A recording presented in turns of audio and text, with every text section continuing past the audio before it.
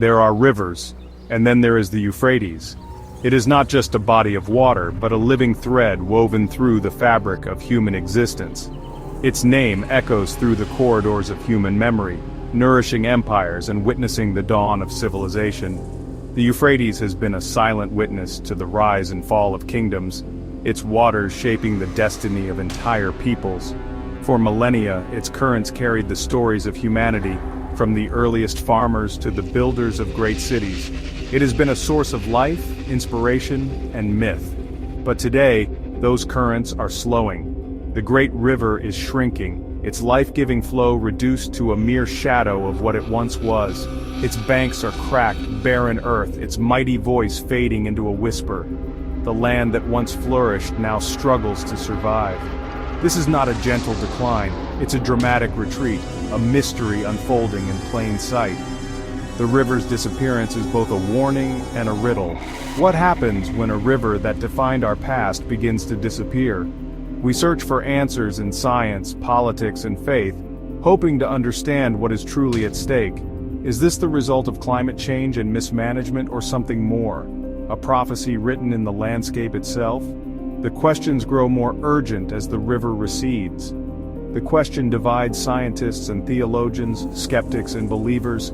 Each group sees a different meaning in the river's decline. The evidence for an environmental crisis is overwhelming. Drought, dam building, and geopolitical tension threaten the river's future and the lives of millions who depend on it. Yet the Euphrates is more than just a river.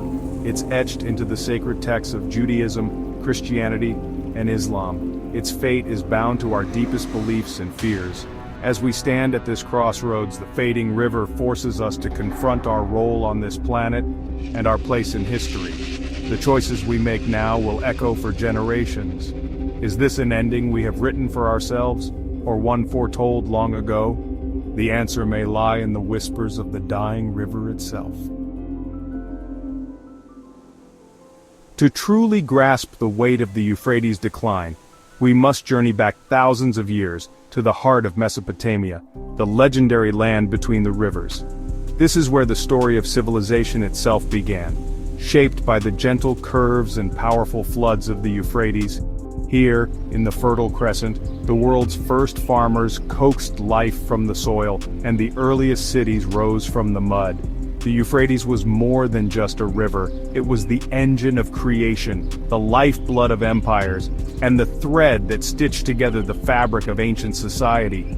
Cities like Uruk, and Babylon flourished along its banks, their stories woven into legend and myth. The Euphrates was worshipped as a god, its annual floods both feared for their power and revered for the fertility they brought. It was a source of inspiration, a symbol of abundance and mystery. In Genesis, it's named as one of the 4 rivers flowing from Eden, a primordial source of life and hope. For thousands of years, to live by the Euphrates was to live at the very center of the world, surrounded by stories, faith, and the promise of renewal. Its waters fed millions, connected distant cultures, and shaped the course of human history. The Euphrates was a highway for trade, a boundary for kingdoms, and a source of endless inspiration. Now, that sacred geography is vanishing before our eyes. The river that once watered Eden and Babylon is faltering. Ancient sites now stand stranded, far from the receding waterline. It feels like more than a loss of water. It's a severing of our connection to the past, a fading echo of humanity's earliest dreams. The cradle of civilization is running dry. As the river disappears, we are left to wonder, what does this mean for the civilization it once sustained, and for the legacy we leave behind? The Fertile Crescent was a promise of life, sustained by the Tigris and Euphrates. Their floods created soil so rich it supported dense populations and complex societies. This abundance gave rise to innovations: law, astronomy, the wheel, all made possible by the river's bounty. The region became the world's first breadbasket, its irrigation systems turning desert into farmland. To control the river was to control destiny. But today, that promise is broken. The green is fading to brown. The Mesopotamian marshes, once lush, are turning to salt-crusted desert. The culture of the marsh Arabs, rooted here for millennia, is collapsing as their world dries up.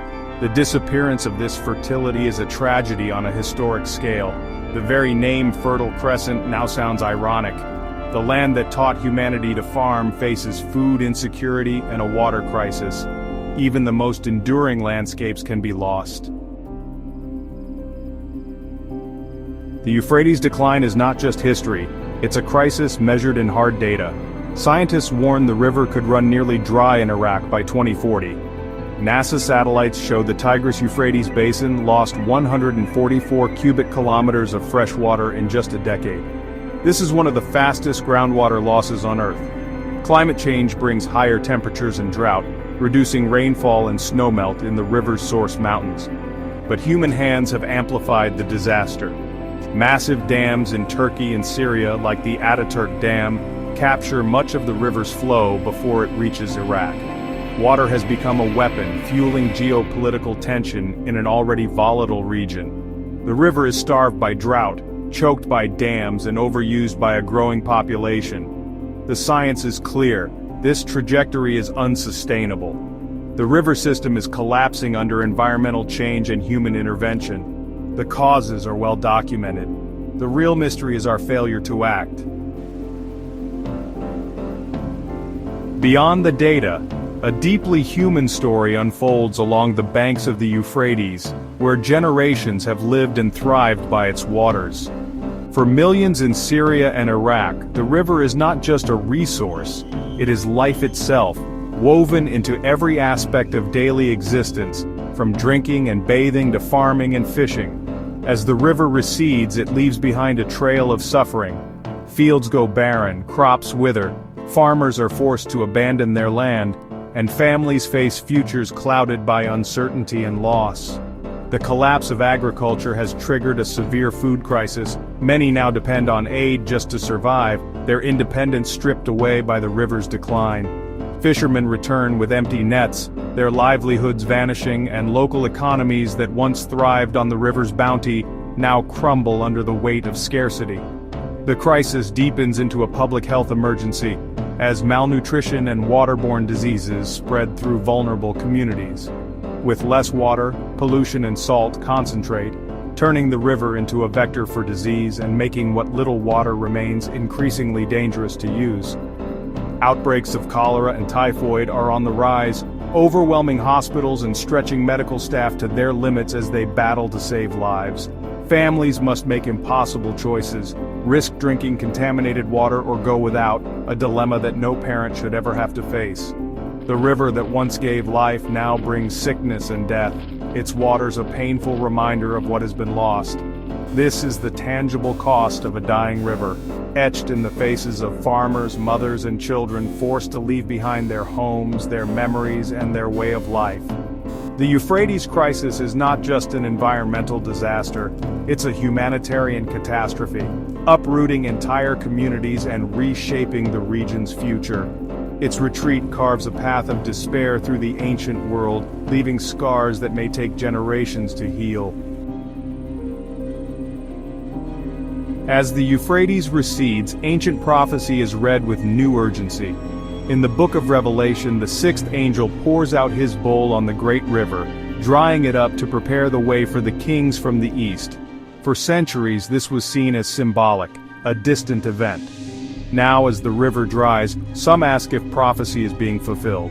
The prophecy links the drying river to a coming conflict, a stage for the final act of history.